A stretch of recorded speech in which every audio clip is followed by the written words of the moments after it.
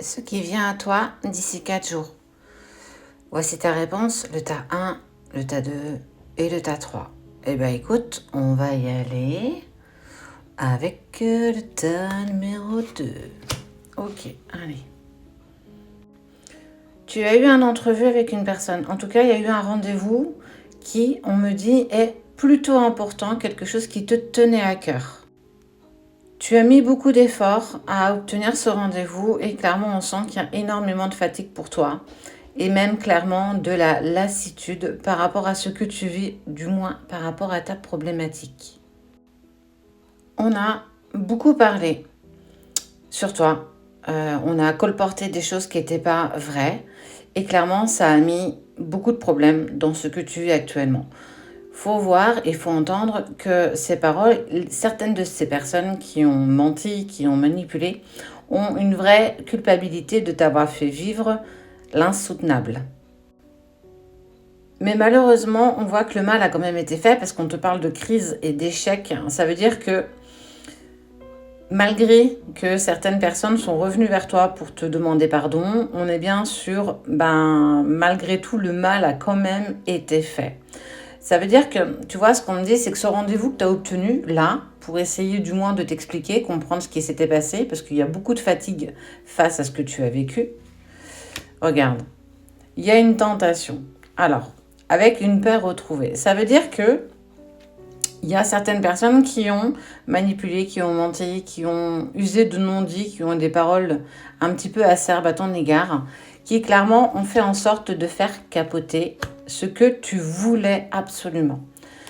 N'oublions pas que ces personnes ont ou vont avoir beaucoup de culpabilité d'avoir menti, d'avoir dit des choses qui n'étaient pas vraies. Et clairement, tu vois, tu as quand même obtenu un rendez-vous. Donc si c'est en lien par rapport à une relation, ce que j'ai à te dire, c'est que grâce à ce rendez-vous, cette entrevue avec cette personne, on te dit bien que la vérité va éclater. Donc quoi qu'il en soit, même si aujourd'hui tu es dans une impasse, on est vraiment au moment d'une impasse, on te dit que tu vas retrouver une paix intérieure avec beaucoup de tentations par la suite. Donc, le retour du karma, comme on dit. Donc, prends le temps de bien mettre les choses en place. Quoi qu'il en soit, tes efforts vont être récompensés et tu obtiendras l'entrevue que tu souhaites. Allez, on y va avec le tas numéro 3. Ok. Lâche prise, respiration, accalmie. Et la deuxième, ok. D'accord. C'est plutôt chouette tout ça. Regarde. On sent que tu as compris que tu devais lâcher prise face à une situation. Clairement, tu as apaisé ton mental, tu as apaisé tout ce que tu voulais vivre actuellement. Et on te dit que c'est plutôt bien parce que vous étiez peut-être dans une situation « fuis-moi, je te suis ». Et clairement, cette personne, regarde, elle reprend contact avec toi, correspondance, message, lettre. Haha. Donc, qu'est-ce que ça implique? Ça t'indique qu'il faut que tu continues quand même d'avancer avec prudence. Tu vois, le feu est à l'orange. Ça veut dire que rien n'est perdu si c'est en lien avec une relation amoureuse, amicale ou même professionnelle. On te dit qu'il y a le regain. Tu vois, il y a cette rose qui pousse dans le désert, chose qui est carrément improbable. Mais aujourd'hui, on te dit que parce que tu lâches prise, c'est beaucoup plus facile pour l'autre de revenir vers toi. Donc, ça t'annonce un véritable, je trouve ça trop beau, un véritable changement. Et on te dit que c'est une seconde chance. Donc, pour ta question, ton interrogation, tu es clairement en train de mettre des choses en place. C'est plutôt extrêmement positif. Attention tout de même, quand tu te mets dans cette position de lâcher prise, là, de ne pas non plus trop t'isoler. C'est pas parce qu'on est dans le lâcher prise qu'il faut tout lâcher. Je te conseille de retrouver, parce que tu vas retrouver un équilibre, de continuer en fait à lâcher prise tout en continuant à mettre des choses en place. Quoi qu'il en soit, on voit une vraie évolution positive en lien avec ta problématique du moment ou en lien avec une relation. Allez, on y va pour le tas numéro 1. Hop. Paranoïa, folie, tracas. Tu as l'impression de perdre la boule, tu as l'impression d'être fou ou d'être folle. Concernant, regarde, une relation, un duo, une union. Alors, est-ce que tu ressens cette personne en profondeur? Là, tu vois, après on te parle de la carte couple.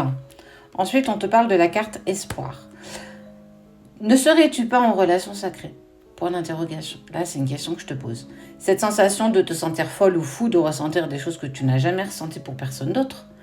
Clairement, moi, je sens bien qu'on va là-dessus quand même. Quoi qu'il en soit, on te dit que tous les espoirs sont permis pour créer ce couple que tu souhaites, en tout cas qui vibre à l'intérieur de toi. Et tu vois, elle est répétée en plus avec cet oracle-là et celui-ci. Ce que j'ai à te dire, ça veut dire que ta tête te dit non, tu perds la boule et ton cœur te dit oui. Donc, en gros, là, on est plus dans la situation où je dois te rassurer. Donc, moi aussi, je te rassure, je te dis que ce que tu vis, ce que tu vibres en lien avec cette personne est totalement vrai. On te parle de famille, on te parle de racines. Ça veut dire qu'à un moment donné, les choses vont quand même se mettre en place pour toi. Avec plusieurs possibilités et à un moment donné, l'intention de faire un choix ou du moins de prendre une décision. Ça veut quand même dire que, tu vois, tout ce que tu vis était acté, c'était déjà marqué dans ton chemin de vie. Et on te demande en fait surtout aujourd'hui de laisser du temps pour que vous puissiez avancer dans la bonne direction. En tout cas, moi je te dis que c'est un grand oui, tu n'hallucines pas, t'es pas fou, t'es pas folle.